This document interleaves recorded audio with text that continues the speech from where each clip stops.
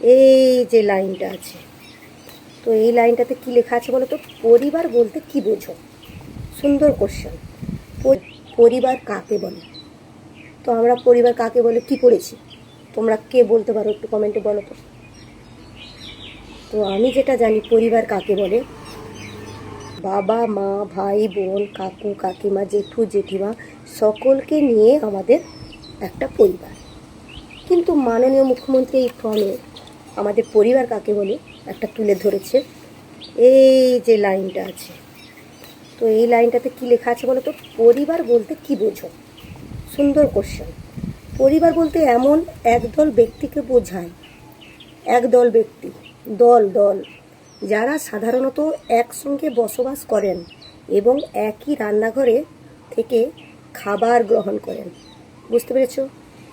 একসঙ্গে দলগতভাবে থাকে এবং একটা যেন রান্নাঘর থাকে বাড়িতে, সেখান থেকে খাবার গ্রহণ করেন, তাকেই বলে পরিবার।